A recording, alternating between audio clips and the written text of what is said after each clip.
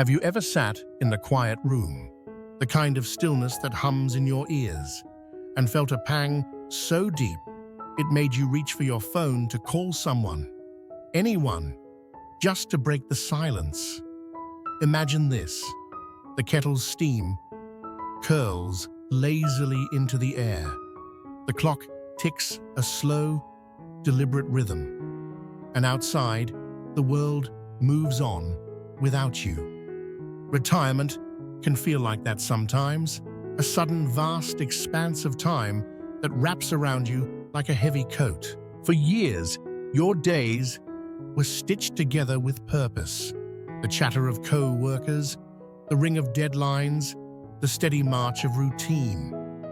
Now, those threads have unraveled, leaving you with wide open hours and a strange, restless quiet. It's only natural to think, I'll visit a friend, that'll fix it. But what if I told you that racing to fill that emptiness with familiar faces might not heal your heart the way you hope, and could even leave you feeling lonelier than before? I'm here to walk you through this, like a friend who's been there, sharing a cup of tea and a story that hits close to home. Retirement isn't just a shift in schedule. It's a shift in who you are, and it stirs up emotions you didn't expect, some warm and nostalgic, others sharp and tender. In this journey, we're going to explore 5 surprising reasons why leaning too hard on friends when loneliness creeps in might do more harm than good. This isn't about pushing people away. It's about building a life that's stronger, richer, and more yours. We'll dig into real patterns, peek into the lives of people like you and me, and uncover truths that might feel uncomfortable at first, but carry a quiet freedom. And because I want you to feel at home here, I'll weave in vivid details, the creak of a porch swing, the smell of rain on pavement, to pull you into the story. By the end, you'll see yourself a little clearer, and maybe even find a new way to approach the people you love. So, settle in. Let's begin. 1. The weight of one-sided need. Picture 2 men sitting on a weathered park bench, the kind with chipped green paint and a view of ducks gliding across a pond. James, 74, is a tinkerer. His afternoons are spent in a garage that smells of oil and sawdust, fiddling with old radios or flipping through library books with yellowed pages. He's got a calm about him, a quiet joy in his own company, though he loves a good chat with friends now and then. Then there's Henry, also 74, who retired from the same factory job 2 years ago. For Henry, the days stretch out like an endless gray sky. The silence at home feels suffocating, so he's taken to calling up old buddies or showing up at their doors, a hopeful grin on his face and a restless itch in his chest. At first, it works. The laughter flows, the coffee's hot, and for an hour, Henry feels alive again. But over time, something shifts. His friends, good people mind you, start dodging his calls. Busy today, they say, or maybe next week. Henry doesn't see it yet, but he's leaning on them like a crutch, hoping they'll carry the weight of his emptiness. And they feel it, the subtle pressure of being his lifeline. What started as connection turns heavy, lopsided, and soon Henry's left staring at a silent phone, feeling more alone than ever. This happens more than we'd like to admit. After retirement, it's easy to think friends are the cure for that hollow ache. You've spent decades building those bonds, so why wouldn't they hold you up now? But here's the catch. Friendships evolve as we age, and if you're not careful, you might pile your emotional load onto someone who's not ready or willing to bear it. It's not that they don't care, it's that they didn't sign up to be your anchor. When you show up at their door, driven by loneliness rather than joy, it can tip the balance. They pull back, not out of cruelty, but because the lightness they once loved in you feels buried under need. I remember my Uncle Tom, a burly guy with a laugh like a foghorn. After he retired, he'd drive an hour to visit his old fishing buddy Pete every time the quiet got too loud. Pete was happy to see him until he wasn't. One day, Tom showed up with a six-pack and a forced smile, and Pete just sighed. "I've got the grandkids today, Tom. Can't keep doing this."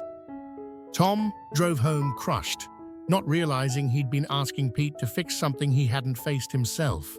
The real danger? You start seeing friends as medicine, a quick dose of chatter to numb the ache.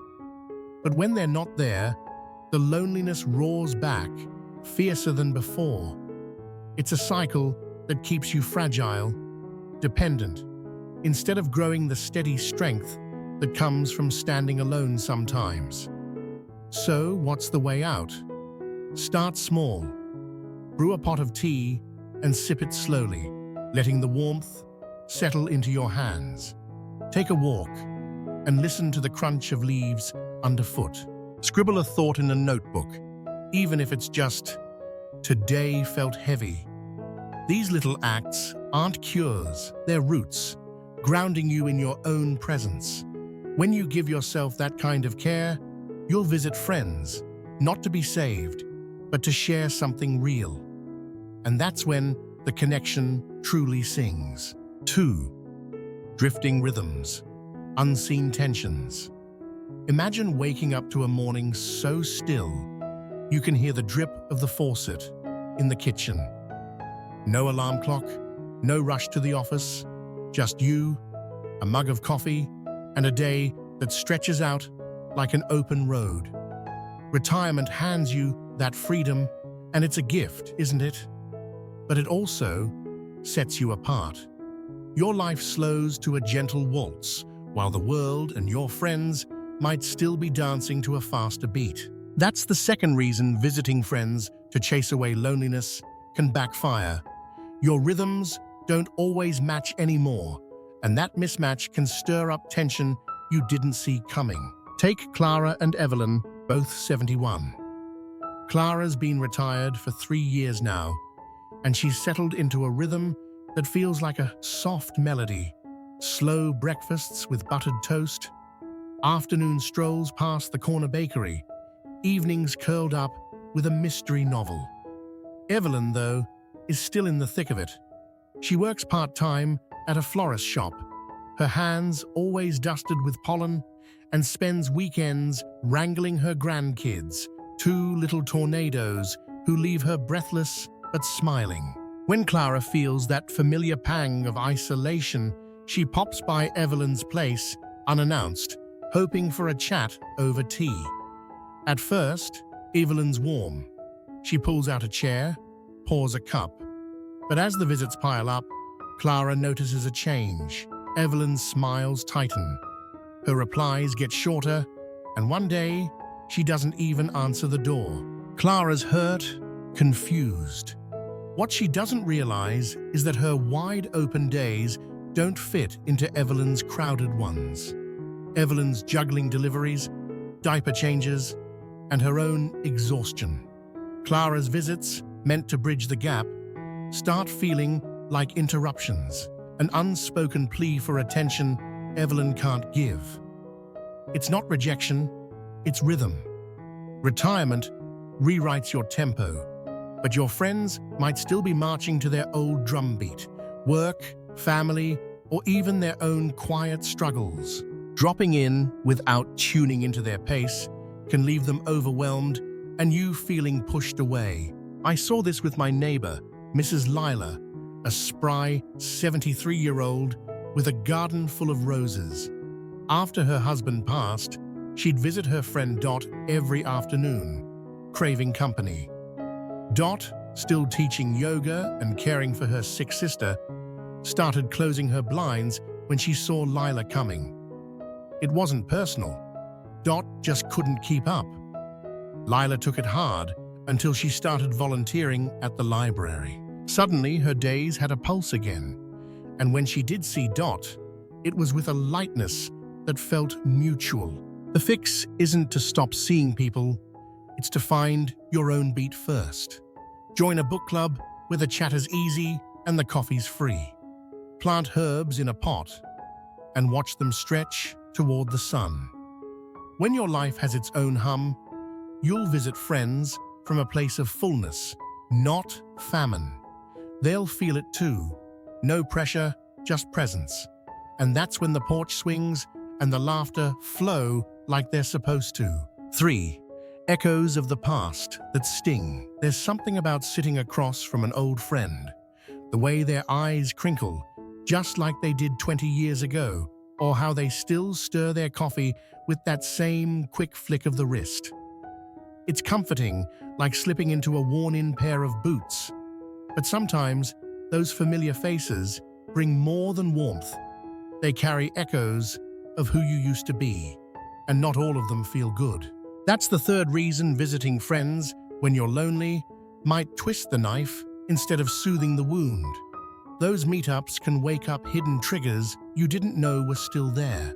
Meet Daniel and Victor, both 72, who spent decades hauling freight together, their CB radios crackling with jokes and road stories. After retirement, they kept up their Saturday breakfasts at a diner with sticky tables and the best hash browns in town.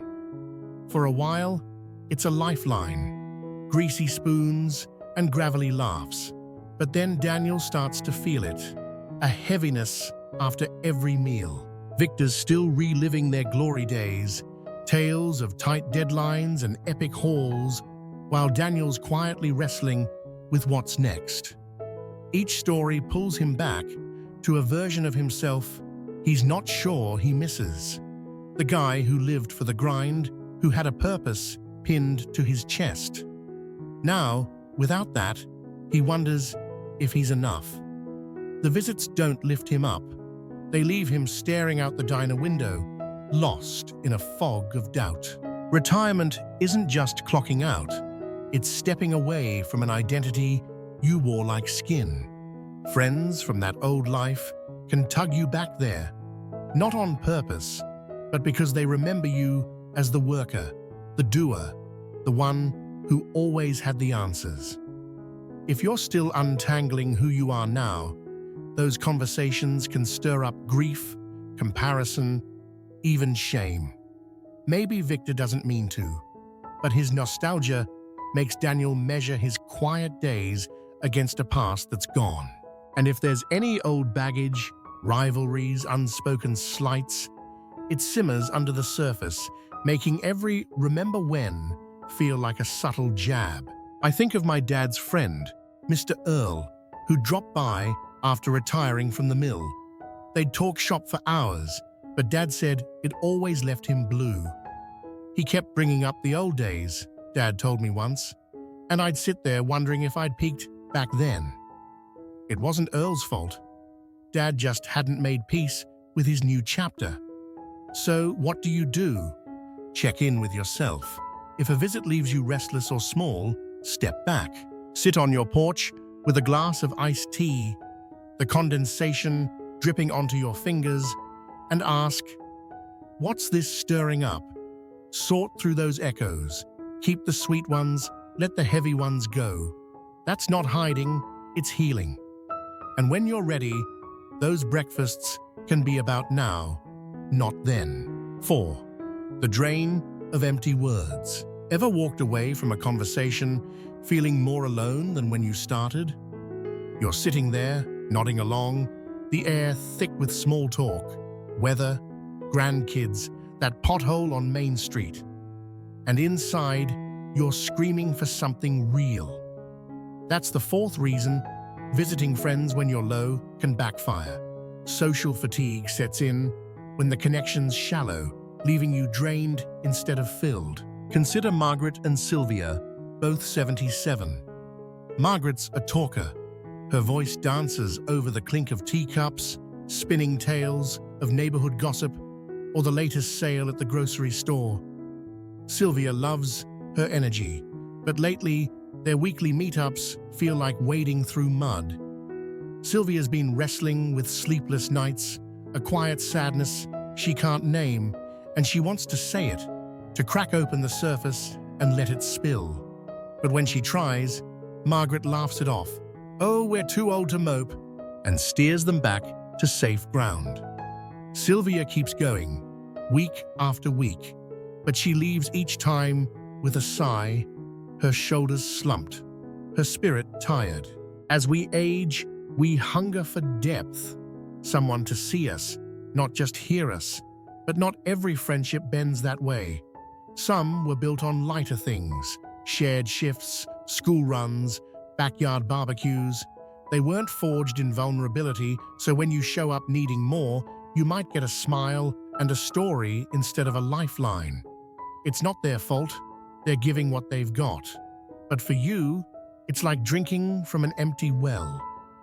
The words fill the air, but not the ache. And that gap, it wears you out.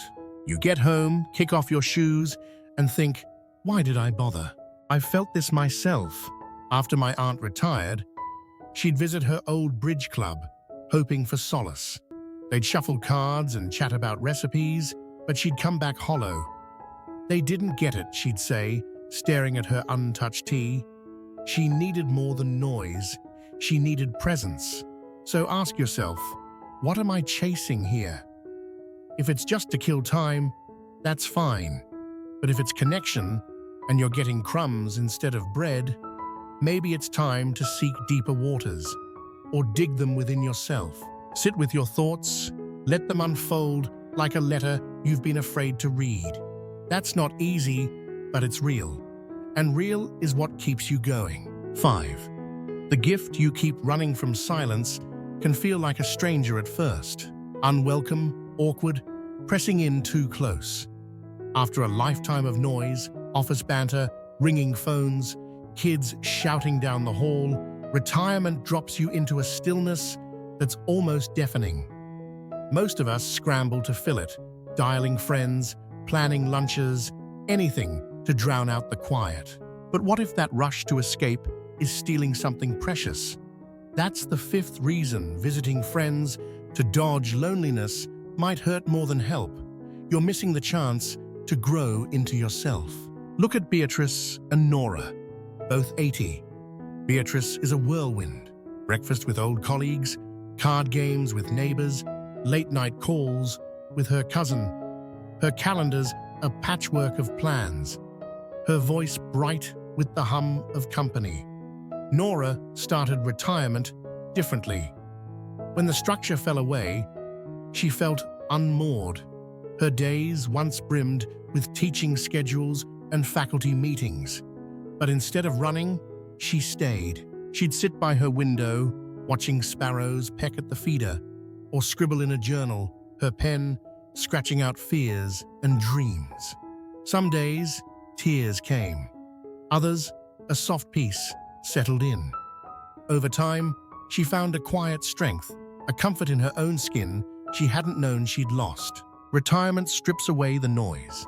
And that's scary, but it's also a gift. It's space to ask, who am I when no one's watching? What do I want this life to feel like?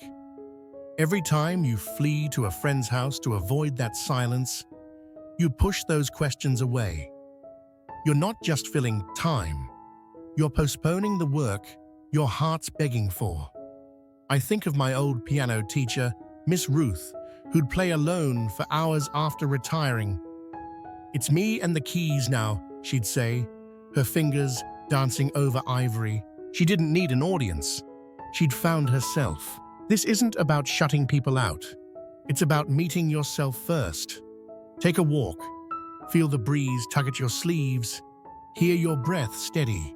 Plant a seed, literal or not, and watch it grow. When you stop seeing solitude as the enemy, your visits become gifts you give, not lifelines you take. You show up whole, and that changes everything. 6. The mirror of new beginnings. Let's step into something new. Retirement doesn't just close doors, it opens windows, ones you might have overlooked in the rush of younger years, but seeing them takes courage and sometimes a nudge from someone unexpected. That's where this sixth reason comes in. Visiting friends might keep you tethered to the past when what you need is a mirror to reflect who you could become. Meet Leonard, 76, a widower who spent his career fixing engines, hands black with grease, heart full of pride. After retiring, he'd trek to his old mechanic pals, swapping stories over lukewarm beer in a garage that smelled of gasoline and memory. It kept him steady, or so he thought. Then one Tuesday, he met Iris, a 70-year-old artist with paint-streaked overalls and a grin that lit up the community center where he'd reluctantly signed up for a woodworking class. Iris didn't know his old life. She didn't care about carburetors or overtime shifts. She saw him now, the way his eyes softened when he sanded a cedar plank, the quiet focus he brought to every cut. One day, over a shared thermos of soup, carrot and ginger, spicy enough to wake him up, Iris said, "You've got a gift, Len. Why are you still living in yesterday?" It stung, but it stuck. Leonard started skipping the garage hangouts, trading them for mornings at the workbench, crafting birdhouses with slanted roofs and tiny painted doors. Iris would drop by, not to fill his silence, but to cheer it on. She was his mirror, reflecting a man he hadn't met yet, one who could create, not just fix. We all need an Iris sometimes, someone who doesn't anchor us to what was, but points us toward what could be. Clinging to old friends can feel safe, but it might blind you to new ones waiting in the wings. Ones who see the you that's emerging. I think of my cousin Ed, who joined a hiking group at 75. He'd always stuck to his high school crew, but those new faces, laughing over muddy boots and thermos coffee, showed him he wasn't done growing. So step out, try a class, a club, a quiet corner where strangers might become mirrors. You're not replacing the past, you're adding to it, painting a bigger picture of who you are. Final thoughts. A quiet invitation. So, here we are, at the end of this winding road. Take a breath, feel the air settle in your chest, and ask, which of these hit you hardest? Maybe it's James and Henry, the weight of need tipping a friendship off balance. Or Clara and Evelyn, their rhythms clashing like out-of-tune strings. Perhaps it's Daniel's Diner Blues, Margaret's Empty Words, Nora's Quiet Bloom, or Leonard's Leap into the New. Whatever it is, let it sit with you. Think of a time you left a visit feeling heavier than when you arrived, or a moment you reached out when you really needed to reach in. Retirement's a strange beast. It takes your compass, your map, your old landmarks, but it hands you something else. Space. Vast, uncharted, terrifying space. Some fill it with noise, chasing the hum of other voices. Others, like you maybe, pause to listen to the quiet. That ache you've been running from? It's not a flaw, it's a signal, whispering that you're ready for more, not more people, but more you. So try it today. E. Sit with a cup of something warm, the steam brushing your face. Walk a path where the only sound is your shoes on gravel. Write a line, a hope, a hurt, a wonder, and let it be yours. That's not loneliness, that's homecoming. Thanks for staying with me. Tell me below, what spoke to you? How'll you use it? Your voice matters here, lighting up this little corner we share. If this stirred something in you, like it, share it, stick around. We've got more stories to tell, more truths to uncover together.